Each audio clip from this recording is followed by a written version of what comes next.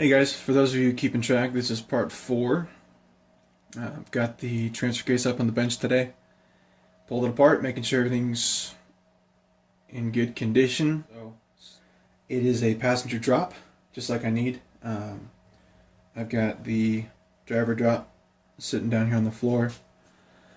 Just spent some time today taking it apart, taking a look at the insides, making sure that everything was in good condition, and kind of working through some issues that I had. When I picked up the transfer case at the yard, somebody had gotten to it before I did and pulled off the tail shaft housing. One of the two pieces was missing. So I was able to track it down, but I realized that it was not the right drop. This is actually out of a driver drop, and I needed a passenger drop. So with having the two cases together, they were exactly mirrored on either one. And I noticed that the oil pump wouldn't line up. See, this is where the pickup tube is. And on this one, if it was sitting in the case right there, it's coming down, it's picking up in this area right here. There's a little filter. So this would go here, and it would fit pretty much like that. Well, the problem is, with it being perfectly mirrored, the pickup tube was actually indexed. Actually, I had it marked here. On this one, it was indexed up like this. So my pickup tube would have been coming out here on the pump. Now, normally, I would have just picked up a brand new tail shaft housing and call it good. But really difficult to find them. There just wasn't really a whole lot out there. And I kind of gave up on that, and I figured I'd break out my router and mill the new keyways for the correct angle.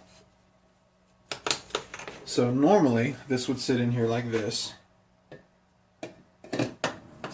just like there we go. So it fit like this, and you can see the selector shaft here, and it would be sticking up this direction. Well, I can't have that, and so I did a little bit of math, a little bit of measuring, and I figured that I needed to turn it so it faced down in the correct relationship down here. So I broke out my router, and I marked all my spots I needed to mill, and I milled it so that my pickup tube,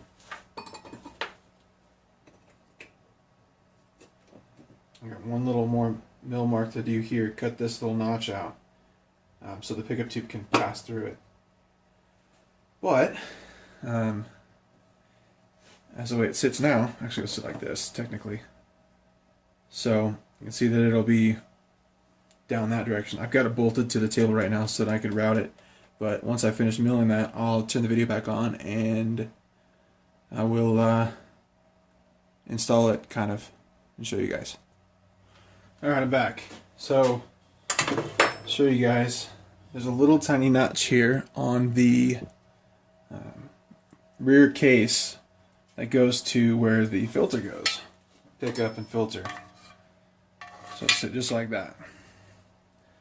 So by putting the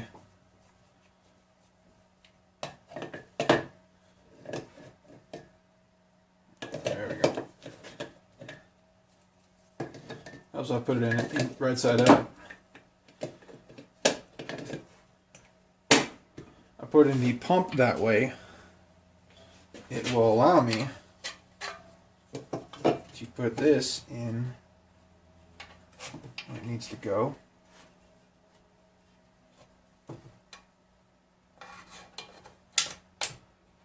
Just like that. Push that in.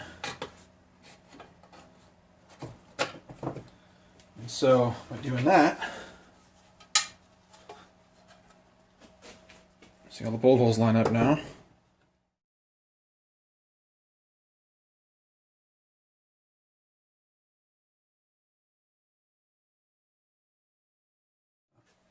little bit more persuasion, and it would sit just in there just nice. So